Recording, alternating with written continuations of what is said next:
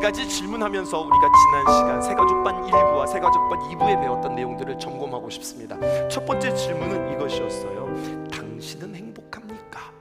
이게 첫째 날 우리가 함께 나누었던 질문이었습니다. 당신은 행복합니까? 행복은 돈과 명예와 건강과 관련되어져 있지 않고, 행복은 무엇과 관련이 있는가? 죄와 관련이 있다.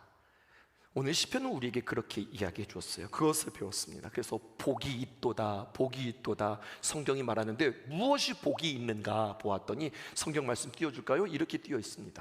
허물의 사함을 받고 자신의 죄가 가려진 자는 복이 있도다. 은행에 잔고가 많고 땅 문서가 많이 있는 자가 복이 있도다, 이렇게 이야기하지 않고 허물의 사함을 받고 자신의 죄가 가려진 자는 복이 있도다. 마음에 간사함이 없고 여호와께 정죄를 당하지 아니하는 자는 복이 있도다. 복은 무엇과 관련이 있는가? 죄와 관련이 있구나. 성경이 이것을 우리에게 이야기해 주고 있어요. 특별히 그 다음 페이지 넘겨보실까요? 죄에 대해서 허물, 죄, 간사함 이렇게 표현하고 있어요. 허물은 모르고도 지은 죄, 죄는 알고도 지은 죄, 간사함은 알고도 지은 죄, 모르고도 지은 죄를 방치했더니 어느새 죄가 다스리는 상태의 한 표현이었어요. 이렇게 성경은 죄에 대하여서 삼중적 표현 그리고 삼중적 용어로 이야기하고 있어요. 그런데 죄만 삼중적 표현이 있는 게 아니라 그 죄에 대한 용서도 세 가지로 표현하고 있더라고요. 그게 바로 무엇이냐? 그 다음 넘겨보실까요? 허물의 사함을 받고 죄가 가려진 자는 복이 있다. 마음에 감사함이 없고 여호와께 정죄를 당하지 아니하는 자는 복이 있다. 그러니까 죄에 대해서도 세 가지를 이야기했지만 용서에 대해서도 정확하게 세 가지를 말씀해 주시는 것을 통하여서 그 다음입니다. 이렇게 정리하면 되겠습니다. 띄워주실까요? 당신은 행복합니까? 첫 번째 질문의 답입니다. 행복은 죄와 관련이 있습니다. 이것만 하시면 되는 겁니다. 내가 행복하다? 그럼 죄의 문제가 해결이 되어야 되는구나. 성경이 이것을 우리에게 이야기해요. 그럼 두 번째, 그러면 행복하기 위해서 우리는 죄를 해결해야 되는데 어떻게 우리가 행복할 수 있습니까? 행복이 죄와 관련되어 있다고 말씀하시는데 그렇다면 우리가 어떻게 행복할 수 있지요? 방법은, 그 밥의 해답은 이것입니다. 십자가 앞에서, 은혜 앞에서 하나님께 죄를 회개하여 죄사함을 받아야 한다는 겁니다. 그러니까 자꾸만 하나님 앞에서 죄를 덮는 자는요 불행한 자이고요, 자꾸 하나님 앞에서 내 죄를 드러내는 자가 행복한 자예요. 그래서 어떻게 해야 행복할 수 있는가?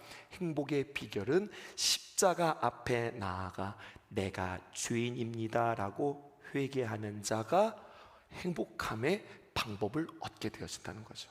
그러니까 회개는 우리에게 축복이요, 회개는 우리에게 기쁨이 되어지는 겁니다. 그러면 누가 행복한 사람이 되는가라는 거죠.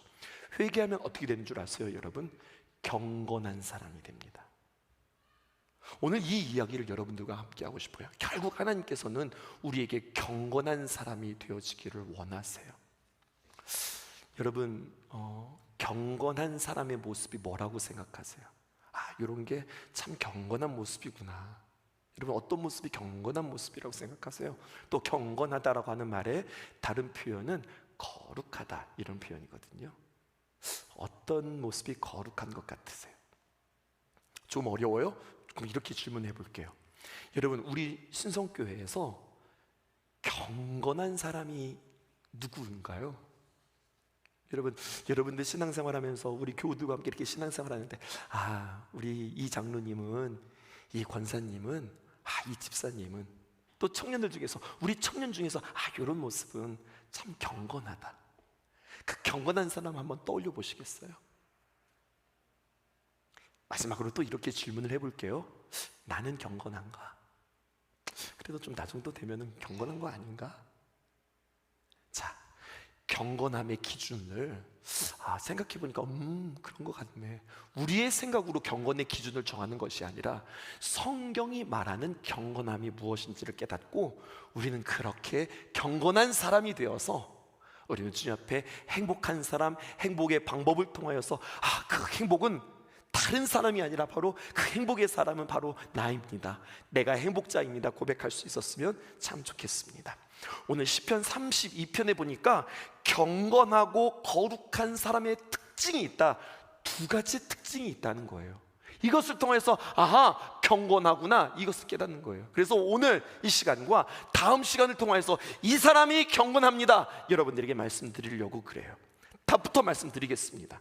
여러분, 시편 32편을 통하여서 경건하고 거룩한 자의 특징, 그런데 비단 이것은 시편 32편뿐만 아니라 성경 전체에서 이것이 경건합니다 라고 이야기하는 경건의 기준, 얼마나 기도를 많이 하느냐, 아니면 얼마나 내가 주님 앞에 신실하게 예배를 드리느냐, 아니면 주님 앞에 내가 얼마나 많은 헌신과 봉사가 있느냐, 이런 것들이 기준이 아니더라고요. 여러분, 경건은 이것입니다. 메모해 보세요. 죄를 마음에 숨겨두고 가만히 있지 못하는 사람. 다시 한번, 죄를 마음에 숨겨두고 가만히 있지 못하는 사람. 그러니까 죄가 내 안에 있는 것에 대하여서 가만히 이것을 방치할 수 없다는 이야기예요. 그러면 거꾸로 경건하지 않은 사람은 어떤 사람이에요? 이런 사람입니다. 마음의 죄를 담아둔 채 태연하게 살아가고 넘어가는 사람이라면, 죄가 여전히 내 안에 있음에도 불구하고 괜찮고 뭐 큰 문제 없다고 여겨진다면 그 사람은 경건하지 않은 사람이에요. 그 대표적인 예가 오늘 다윗을 우리에게 소개하고 있고요, 다윗은 시편 32편을 통하여서 연구해서 고백하는 것이 아니라 자신의 삶을 간증하고 있어요. 여러분 보십시다. 다윗이 죄를 범했지요. 다윗이 죄를 범한 그 유명한 죄가 무엇입니까? 여러분, 자신의 신하의 아내를 빼앗은 죄, 그리고 자신의 허물을 감추기 위해서 그 신하를 죽인 죄, 간음죄와 살인죄입니다. 자신의 권력을 이용해서 강자인 그가, 갑인 그가 약자인 신하의 아내를, 또 약자인 신하를, 그 의리였던 신하를 강제적으로 빼앗았고 함부로 죽였던 것, 이것이 다윗이 범한 죄였어요. 그리고 말이에요, 우리가 이 이야기를 놓치기 쉬운데 조금 더 생각해 보면 그럴 수도 있겠다라고 하는 놀라운 묵상 한 가지가 저에게 있었어요. 그렇게 딱 죄를 짓고 말이에요, 그렇게 간음하고 살인하자마자 하나님께서 그에게 득달같이 나오셔서 나단 선지자를 통해서 너 간음했지, 너 살인했지, 이렇게 하지 않으셨어요. 하나님께서는 그에게 시간을 주었어요. 꽤 오랜 시간 주었어요. 성경의 학자들은 그에게 그의 시간이 1년 6개월, 18개월이라고 그렇게 추정하고 있어요. 그리고 그 사이에 밧세바와 다윗 사이에 자식이 태어났어요. 아이의 나이를 한번, 아이의 그 개월 수를 생각해 보세요. 아이가 태어났고 동침하자마자 아기를 가졌고 아기가 태어났으니 이게 몇 개월이 되는 거예요? 1년 6개월이라고 하면 10개월 임신했고 나머지 빼버리면 약 한 8개월 정도, 이제 막 돌을 앞두고 있고 100일이 지났으니 여러분, 아이들은요 정말 토실토실하게 살이 찌고 빵긋빵긋 웃고, 이 정도 되면 옹알이를 좀 하나요? 네, 아이가 참 예쁠 거예요. 그 아이를 보면서 하나님께 감사했을 겁니다. 하나님, 우리에게 이런 행복을 주시니, 하나님이 이 아이를 통해서 우리에게 이런 웃음을 주시니, 이런 기쁨을 주시니 하나님 참 감사합니다. 그렇게 태어난 아이를 위하여서 축복하며 기도하지 않았을까요? 그렇게 태어난 아이가 얼마나 예뻤을까요? 그런데 여러분, 그렇게 아이를 보면 행복하고 아이를 보면 기쁘고 옹알옹알하는 그 아이를 보면서 참 함께 웃고 이 아이에 대한 소망이 있었으나, 그러나 부인할 수 없는 자신의 마음속에 있는 어떤 울림, 답답함, 찔림, 시원치 않음, 이것이 한켠에 그의 마음 가운데 계속해서 그의 마음들을 울리고 있었어요. 울리고 있는 게 아니라 그의 마음을 계속해서 두드리고 있었단 말이에요. 여러분, 죄를 마음에 숨겨두고 가만히 있지 못하는 자, 이게 바로 경건한 자예요. 그래서 시편에 보니까 이렇게 표현하고 있어요. 32장 2절에 보니까 내가 입을 열지 아니할 때에 종일 신음함으로 내 뼈가 쇠하였도다. 그런데요, 이게 개역 개정에 번역된 표현인데 옛날 개역 한글에 보면은요, 번역을 이렇게 해놨어요. 내가 토설치 아니할 때. 토설한다는 게 뭐예요? 개워내는 거잖아요. 토해내는 거잖아요. 근데 토해내지 않는 거예요. 기가 막힌 표현입니다. 계속해서요, 속이 불편하고 미식미식거리고 울렁울렁거리고 속이 불편하는 거예요. 그런데도요, 우리는 좀 이렇게 절제력이 있어서 입을 딱 다물고 있잖아요.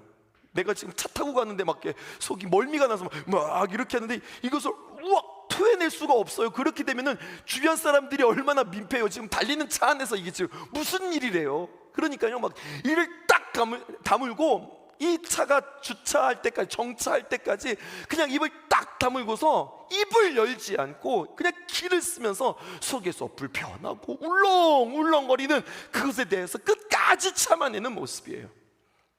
내가 입을 열지 아니할 때에, 개역 한글로 내가 토설치 아니할 때에, 이 말은 다른 말로 표현하면 내 속은 지금 어떻다는 이야기입니까? 불편하다는 이야기예요. 기쁘지 않은 거예요. 그 마음 가운데 계속해서 이건 아닌데, 이게 아닌데, 내 안에 기쁨이 없는 거예요. 감추어둔 것, 내 안에 불편한 것, 여러분, 이것을 솔직하게 고백하는 것. 그런데 다윗은요, 자기의 죄를 인정하지 않았어요. 1년 6개월 지나는 동안에 그는 왕이었다고요.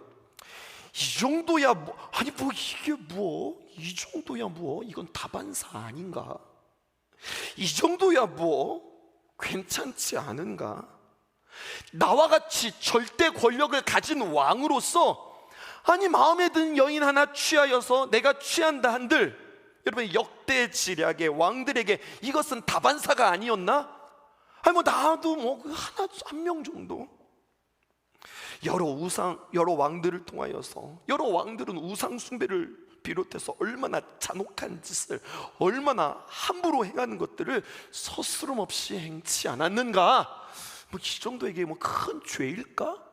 하면서 계속해서 자기 자신에 대하여서 자신을 합리화하고, 그렇게 덮고, 그렇게 스스로를 이해하고, 그렇게 자신을 지금 이 딱 다물고 누르고 있는데, 태어난 척 하는데, 하나님께서 그를 사랑하셔서 자기는 계속해서 괜찮아, 아니야, 그럴 수도 있어, 이거 별거라고 생각해, 아니 괜찮아라고 나는 계속해서 내 자신들을 합리화하지만 내 속은, 내 영은 깨어있어 계속 불편한 거예요.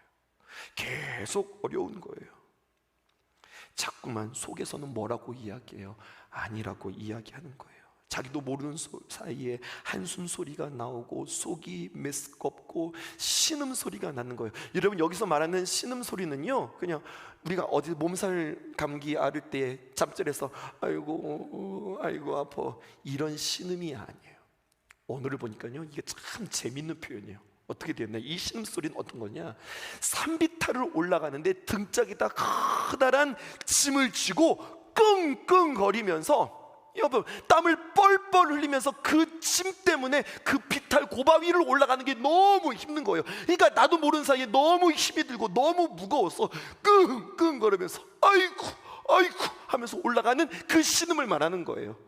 그냥 몸살 감기 정도로 해서 이렇게 아픈 것이 아니라, 그의 신음에 어디서부터 비롯이 되었느냐? 큰 짐덩어리로 인하여서, 다시 말하여서 죄의 짐으로 인하여서 그의 입에는 기쁨이 아니라 한숨 소리가, 신음이 나오는 거죠.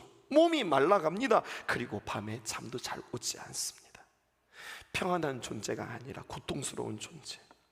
임금의 자리는 앉았으나, 나름대로 모든 행정 처리는 잘 하고 있으나, 이게 지금 내 정신으로 하는지 맑은 마음으로 하는 건지 뭔가 깨름직한 그 귀한 마음.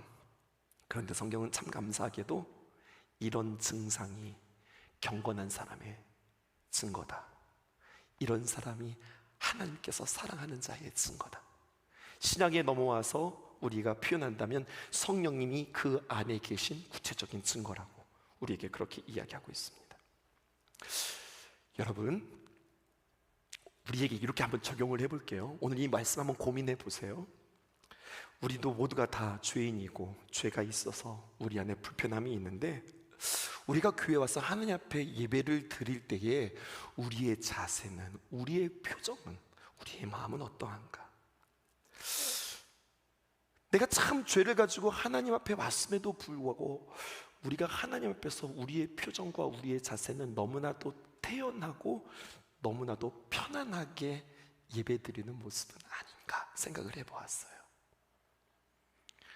주님께서 우리에게 주시는 은혜가 있고 사랑이 있어서 그 귀한 사랑으로 우리가 평안을 누리고 기쁨도 누리고 주님 앞에 춤을 추며 찬양할 수도 있지만, 하지만 늘 우리가 막 와가지고 시무룩하게 그래요. 주님, 저는 죄인입니다. 그렇게 늘 쭈그러서 우리가 예배 드리는 것도 문제지만, 반대로 거꾸로도 생각하는 거예요. 우리는 너무나도 무덤덤하게, 우리는 너무나도 편안하게 하나님 앞에 예배 드리는 우리의 표정과 우리의 마음의 자세는 아닐까, 이렇게도 생각해 본 거죠. 우리 장로님 한 분이 저한테 그렇게 이야기해 주셨어요. 참 멋진 말이었어요. 들어보세요. 목사님이 우리 교회에 오셔서 참 감사하고 참 행복한데 참 귀한 은혜들을 경험하고 있는데요, 목사님 자꾸만 주름살이 늘어요. 그렇게 말씀해 주셨어요. 여러분, 이 말 한번 해석해 보세요. 목사님, 말씀도 너무 은혜가 있고 참 행복하고 좋고 참 귀한 은혜들을 경험하는데, 은혜를 경험하면 경험할수록 참 감사하고 행복하면 행복할수록 이마에 주름살이 는다고 그렇게 저에게 멋진 말을 해주셨어요. 이 말 해석해 보세요. 이게 무슨 말일까요? 은혜 받고 밝아지는 거, 그게 뭐가 문제겠어요? 예수님께 용서함 받고 은혜 안에서 기뻐 뛰는 거, 그게 뭐가 문제겠어요? 여러분, 그런데요, 우리 중에 죄인 아닌 사람은 아무도 없는 거잖아요.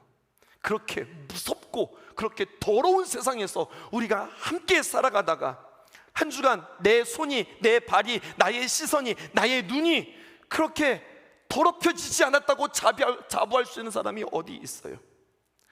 주님, 내 마음을 관찰하고 계시다면, 관찰하고 감찰하고 계시다면 그 하나님의 시선 앞에서 자유로울 사람이 누가 있겠어요? 자신 있는 사람이 누가 있겠어요? 이것을 인정한다면요, 우리는 주님 앞에서 그냥 마냥 환하게 웃을 수만은 없다고요. 그냥 태연하게 앉을 수만은 없다고요. 평화로다 찬양만 할 수 없다고요. 때로는 주님 앞에서 그것을 인정한다면 하나님의 귀한 말씀 중에 우리의 입은 신음소리가 나와야 되고, 신음소리가 세상과의 관계 속에서 내가 세상에서 얻지 못하여서 생기는 신음소리가 아니라 하나님과 나 사이에 가로막힌 그 관계 때문에 하나님과 나의 친밀함이 없어서 나오는 그 신음소리, 여러분, 이것이 우리에게 있어야 하지 않을까? 막 우울하지는 말자는 이야기예요. 뭐 계속 고민하자는 이야기는 아니에요. 하지만 거꾸로 너무 편하지도 말자는 이야기예요. 여러분, 지금 잘 따라오고 계시는 거죠? 하나님의 귀한 말씀 앞에서 여러분, 부흥하는 교회를 꿈꾸세요. 우리가 주님 앞에서 부흥하기를 원하세요? 부흥은 많아지는 것이 부흥이 아니라 하였습니다. 회복하는 것이 부흥이라 하였습니다. 여러분, 회복한다는 이야기는 무슨 이야기일까요? 생명이 있다는 이야기입니다. 계속 따라와 보세요. 생명이 있다는 것은 무엇일까요? 특별히 말씀이 있을 때에 생명이 있어요. 그럼 여러분, 말씀이 있으면 어떨까요? 야, 말씀을 통해서 진짜 놀랍잖아. 야, 이런 말씀도 있잖아. 말씀으로 인하여서 만족하고 기쁘고 알아가는 기쁨뿐만 아니라, 여러분, 진짜 말씀을 들으면은요, 말씀은 좌우에 날이 선 검과 같아서 그 말씀이 우리에게 부딪힐 때에 여러분 아픕니다. 말씀은 우리의 모든 삶들을 적나라하게 다 분해해서 다 들춰냅니다. 그러므로 부흥하는 교회란, 생명이 있는 교회란, 말씀에 살아있는 교회란 어떤 열매가 있느냐? 회개하는 소리가 넘쳐나는 교회. 생명 있는 교회란 죄에 대해서 민감한 교회. 하나님께서 주목하시는 교회란, 하나님 앞에서 하나님, 내가 정말로 하나님 앞에 진실한 마음으로, 정직한 마음으로 아름답게 살아가기를 원합니다라고 회개가 넘쳐남으로 말미암아 회개뿐만 아니라 그 회개를 통하여서 용서의 기쁨이 넘치는 교회. 내가 하나님 앞에 귀한 용서함을 받은 것으로 내가 기뻐하는 것뿐만 아니라 그 용서함이 흘러가서 다른 사람도 용서할 수 있고, 다른 사람도 이해할 수 있고, 다른 사람도 품을 수 있는 교회. 여러분, 이 그림이 있으셔야 돼요. 우리는 이 교회를 꿈꿉니다. 하나님 앞에 기도하세요. 우리가 부흥하게 해주세요. 하나님 회복시켜 주세요. 숫자가 많아지는 교회가 아니라 생명이 있는 교회가 되게 해주세요. 생명은 곧 말씀입니다. 하나님이 좌우의 날이선 말씀이 선포되어질 때마다 하나님 그 말씀으로 인하여서 아프게 하시고 깨닫게 하여 주시고, 우리의 죄가 드러나게 하시고, 하나님 우리의 죄가 주님 앞에서 해결되어지게 하시고, 아버지 하나님 우리의 죄가 용서함 받게 하시고, 그리하여서 복이 있도다, 복이 있도다, 복이 있도다. 하나님께서 우리를 향하여서 그렇게 복이 있다고 우리를 향하여서 말씀해 주시는 하나님의 귀한 선포를 들으며, 그렇게 우리가 귀한 복을 받았으니 더 배려하고 또 용서하고 더 사랑을 나누는 주님의 귀한 생명의 공동체로 서게 해달라고 주님 앞에 기도하는 겁니다. 우리가 7월의 찬양 가운데 창조의 아버지라고 하던 찬양이 있었어요. 말씀 준비하는데 이 찬양이 생각나더라고요. 가사 한번 이렇게 준비해 봤습니다. 주의 크신 능력. 여러분, 주님의 크신 능력이 많이 있죠. 창조의 아버지라고 하니까 여러분, 하나님이 온 우주 만물을 창조하신 창조의 능력이 여러분 크신 능력이라고 생각하세요. 더 놀라운 능력은 뭐냐면, 이 온 우주 만물을 만드시고 그 온 우주 만물에 생명을 불어넣은 것이 놀라운 능력입니다. 아멘이세요? 여러분, 주님의 귀한 크신 능력이란 무엇이냐? 우리로 하여금 죄 사함의 능력, 그리고 우리 안에 주님의 생명, 주님의 생기, 주님의 영, 주님의 놀라운 능력을 풀어 넣어주시는, 여러분 그것이 주님의 귀한 크신 능력을 만물이 사모합니다. 주여 오시옵소서. 죄로 인하여서 썩고 문드러지고 타락하고 변질되고 왜곡된 이 세상이 주님 오시는 날을 사모합니다. 오셔서 우리를 회복시켜 주십시오. 온 우주 만물이 주님을 갈망합니다. 성령의 기름 부어주사 이 시간 임하소서. 여러분, 주님께서 임하시는 겁니다. 그랬더니요, 그 다음 가사가 이렇게 되는 거예요. 주 영광 여기 임하사 열방 향해 그 빛 비추소서. 주님께서 우리에게 비추어 주시는 그 빛이죠. 그 빛이라고 하는 것은 이렇게 환하게 비춰 주시는 빛인데, 여러분 환하게 비추면 어떤 일들이 일어날까요? 모든 것들이 환하게 드러나게 되어 있어요. 두 사람이 굴뚝을 청소하고 나왔는데 한 사람의 얼굴을 보더니 막 씻었대요. 누가 씻었을까요? 얼굴 깨끗한 사람이 씻었대요. 왜? 그가 보니까 굴뚝에서 나왔는데 한 사람은 얼굴이 깨끗하고 한 사람이 얼굴이 더러운데, 얼굴이 더러운 그 모습을 보고 어이구 나도 얼굴이 더러운가? 그렇게 생각해서 얼굴을 열심히 씻었대요. 반면에 얼굴이 더러웠던 사람은요, 씻지 않았다요. 굴뚝에도 나왔는데 깨끗하구만. 그래서요, 어두워지면 뭐가 묻었는지, 뭐가 왜곡됐는지, 뭐가 틀렸는지 알 수가 없어요. 주의 영광 영이 임하사 열방 향하여서 구석구석 세계 방방곡곡에 주의 그 빛, 생명의 빛, 말씀의 빛 비춰주시옵소서. 그래서 우리의 모든 것들이 다 드러나는 겁니다. 그때 여러분, 죄가 우리가 드러나면 주의 얼굴을 볼 수가 없습니다. 주님 앞에서 부끄러워서 화로다 나여 죽게 되었도다. 주님 앞에서 고꾸라질 수밖에 없어요. 그렇게 우리의 모든 죄악들이 낱낱이 드러날 때 주님 앞에 우리도 꼬꾸라질 수밖에 없다고요. 주여 나는 죄인이로소이다 고백할 수밖에 없거든요. 그때 주님의 귀한 용서의 선포가 있습니다. 그리고 주의 얼굴을 구하는 거죠. 주의 얼굴을 구한다고 할 때 저는 개인적으로 주님의 표정을 구한다, 이렇게 저는 해석해요. 저 개인적인 해석입니다.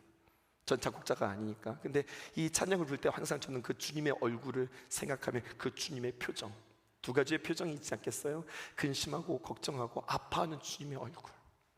그러나 내가 주님 안에서 회복하여서 바른 길을 걸어가고 주 앞에서 용서함 받음으로 말미암아 주님께서 처음 지으셨던 그 형상의 모습으로 주님 앞에 설 때 주께서 흐뭇해하시며 기뻐하시며 환하게 웃으시는 그 얼굴, 그 환한 주의 얼굴을 구합니다. 주님 눈 맞춰 주셔야, 주님께서 저를 인정해 주셔야 제가 삽니다. 그랬더니 주의 향기 머무소서. 주님의 아름다운 향기, 감히 우리가 주님을 볼 수 없지만 그 향기, 그 아름다운 향기가 우리 안에 이렇게 적셔 드는 거죠. 그 주님의 귀한 향기는 우리의 기도 아니겠어요? 이렇게 적용해 보는 겁니다. 여러분, 누가 경건한 자인가? 내 안에 죄가 견딜 수 없어서, 정말로 이것들을 내가 간직할 수 없어서 신음소리를 내며 내가 토해내며 주님, 내가 죄인입니다, 내가 이렇게 죄를 지었습니다 라고 고백할 때에 우리가 주님 앞에서 나가는 거죠. 교회 와서 하나님의 귀한 말씀을 들을 때 굉장히 안타까운 현상입니다. 여러분, 이것도 잘 들어보세요. 하나님 앞에 와서 하나님의 귀한 말씀이 선포되어지는데, 여러분, 우리 하나님은 어떤 하나님이신 줄 아십니까? 우리 하나님의 선함에 대하여서 우리는 듣는 거예요. 하나님은 이제까지 우리를 도우셨던 하나님, 에베네셀의 하나님, 우리와 함께 하시는 하나님, 임마누엘의 하나님, 우리에게 승리를 주시는 하나님, 여호와 니시 하나님, 하나님께서 우리를 치료하십니다. 여호와 라파의 하나님, 하나님께서 우리의 모든 필요한 것들을 다 예비하십니다. 여호와 이레의 하나님. 막 이런 말씀들을 들으면 그 말씀을 들을 때 뿌듯하고 만족하고 막 힘을 얻어서, 문제는 뭔 줄 아세요? 더 자신만만해서 세상 가운데서 죄짓고 살아간다고요. 이렇게 하나님의 귀한 성품들이 내 안에 들려졌을 때 중요한 것은 내 자신을 정확하게 발견해야 되는데, 내 자신을 발견하지 못하고 내가 경건치 못하니까 나는 더 뻔뻔스러워진 거예요. 내 안에 여전히 죄악들이 머물러 있는 상태에서, 나의 삶이 변화되어지지 않은 상태에서 하나님이 당신과 함께 하십니다. 하나님이 당신을 도우십니다. 하나님께서 예비하십니다. 그러니까 너무 좋은 거죠. 너무 좋은 거예요.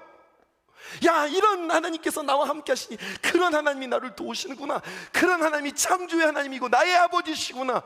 너무 좋은 거죠. 여러분, 이렇게 되면 뻔뻔한 상태로, 무감각한 상태로 우리는 껍질만 그리스도인이 될 수밖에 없는 거예요. 메스꺼움을 토하지 않고 그대로 내 마음속에 간직하고 있으면서 그렇게 하나님의 선하심에 대하여서 우리는 스스로 만족하면서 살아가는 거죠. 여러분, 지금 무서운 얘기하는 겁니다. 신앙생활을 이렇게 하면은요, 강단에서 이렇게만 말씀이 선포되어지고 이렇게만 말씀을 들으면 여러분 어떻게 되는 줄 알아요? 결론적으로 spiritual power, 다시 말해서 영역을 잊어버리게 되는 거예요.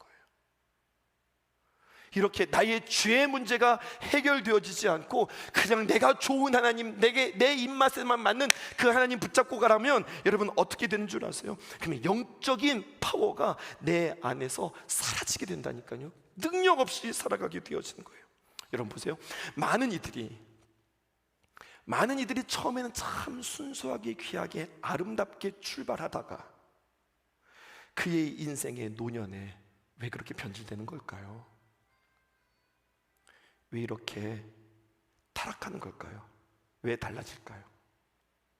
우리가 그런 모습들을 바라보면서 되게 안타까워하죠. 아, 그 목사님 참 좋으신 목사님이었는데 변했다. 저라고 예외일까요? 전 그렇게 생각하지 않아요. 함부로 이야기할 수 없어요. 여러분들은 변하지 않을 것이라고 하는 자신감 있으세요? 자신 못하는 거예요. 어떻게 우리가 변하지 않고 순수함과 정결함을 지킬 수 있을까요? 여러분, 영적인 민감함이에요. 나중에 왜 타락한 줄 아세요? 영적인 민감함이 없어서 그래요. 성경에서 우리는 엘리를 통하여서 들었잖아요. 성경에서 우리는 사울을 통하여서 지금 우리는 바라보고 있는 거잖아요. 뭐를 잃어버린 거예요? 진정한 회개의 기쁨을 몰라서 그래요. 여러분, 회개는 우리에게 참 고통스럽고 부담스러운 것이 아니라 회개는 우리에게 기쁜 거예요. 죄가 들어오면 죄에 대해서 어떻게 우리가 정의했어요? 하나님과 교제하는 우리가 단절되었고 막혔다고 그랬어요. 죄가 들어오면 하나님과의 친밀함이 끊어지는 거예요. 그리고 그때부터 누구랑 싸우기 시작하나? 내 안에서 싸움이 시작되어지는데 뭐가 싸우느냐? 하나님의 선한 뜻과 육신의 정욕이 싸우기 시작하는 거예요. 여러분, 그렇게 해서 계속해서 죄와 타협해요. 두 가지 길이 있어요. 이렇게 내 안에서 막 전쟁이 있을 때 죄와 타협할 것이냐, 아니면 죄와 단절할 것이냐. 죄와 타협하는 그 고집스러움이 여러분들에게 있었으면 좋겠습니다. 죄와 타협하지 않는 그 우직함이 여러분들에게 있었으면 좋겠습니다. 죄와 단절하고 여러분들 회개하셨으면 좋겠어요. 육신과 영이 전쟁을 한단 말이에요. 하나님의 말씀과 세상의 말이 부딪히기 시작한단 말이에요. 나의 경험과 하나님의 길이 계속해서 부딪히기 시작한단 말이에요. 나는 자꾸만 넓은 길을 선택하고 주님께서는 계속해서 나에게 불편한 길, 좁은 길을 제시한단 말이에요. 이 전쟁이 내 안에 있다, 갈등이 있다. 그럼 여러분 비참한 상태고요. 이것이 계속 전쟁이 지속되어지잖아요. 거기에 내가 말씀의 기준을 딱 대지 않으면 백전백패입니다. 성경의 많은 이야기들이 그렇게 이야기하고 있어요. 죄가 들어올 때에 타협하고 고민하고 생각하잖아요. 그러면 지는 거예요. 죄가 들어올 때 이기는 방법은 오직 하나님의 귀한 말씀의 기준을 세워서 그냥 딱 처리해버려야 되는 거예요. 끌고 가고 고민하고 생각하잖아요. 처음 주시는 마음은 하나님의 감동, 두 번째 주시는 마음은 인간의 생각, 세 번째 내가 드는 생각은 사탄이 주는 마음. 하나님이 처음 주셨을 때 그때 딱 결단하고 끝내버려야 되는 거예요. 이게 영적 싸움의 방식이에요. 그런데 계속 우리는 타협하거든요. 생각하고 비교하고 다른 사람들 비교하고 나의 형편을 이야기하고 그렇게 되어지는 거예요. 새 옷 입었는데, 우리가 흰 옷을 입었는데, 주님께서 주신 세마포를 입었는데 이것이 얼마나 신경이 쓰이는지, 얼마나 조심하는지, 뭐가 튈까? 어디가 너무 내가 앉을 수 있는 자리인가 막 살필 거예요.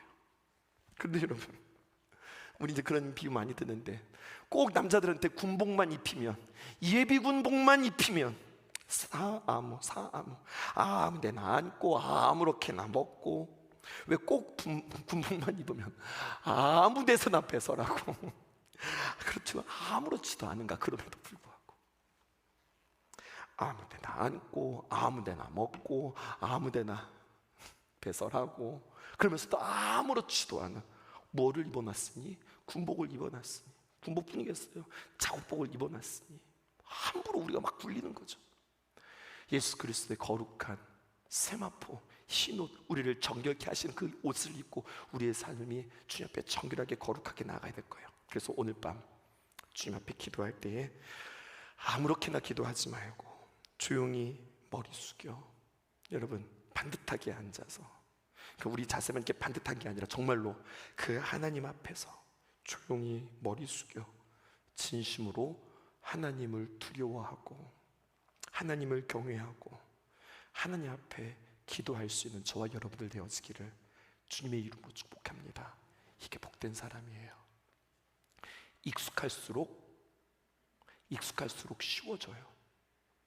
익숙할수록 가벼워져요. 익숙할수록 여러분 그 가치가 소중하게 여겨지지 않아요. 이 싸움이 우리에게 있어야 됩니다. 그래서 여러분들과 함께 늘 세우는 슬로건 하나가 있어요. 그게 바로 뭐냐면 내 생애의 최고의 예배, 내 생애의 마지막과도 같은 예배. 오늘 이 시간 주님 앞에 기도할 때 그런 마음으로 기도하기를 주님의 이름으로 축복합니다. 하나님 앞에서 함부로 기도하지 않는다. 하나님 앞에서 그냥 아무렇게나 기도하지 않는다. 하나님 앞에서 하던 대로 기도하지 않는다. 오늘 주님 앞에 다시 한번 진실하게 우리의 허물을 죄사함 받고 죄가 가려지는 귀한 은혜를 경험하고 간사함에 우리가 정죄 당하지 않고 하나님 앞에 고백하는 거죠. 나는 오늘 세 가지를 질문하면서 마치는 겁니다. 삼진을 생각하세요. 첫 번째 띄워주실까요? 나는 죄에 대해서 진실하게 고백하는가? 성령님의 인도함 따라 고백할 수 있어야 돼요. 나는 죄 때문에 진지하게 괴로워하는가? 하나님, 죄가 나로 하여금 참 진지하게 괴로울 수 있게 원합니다. 세 번째, 그렇게 주 앞에 괴로워 주 앞에 진실하게 고백함으로 말미암아 진정으로 하나님께서 나에게 주시는 기쁨과 평안을 누리나.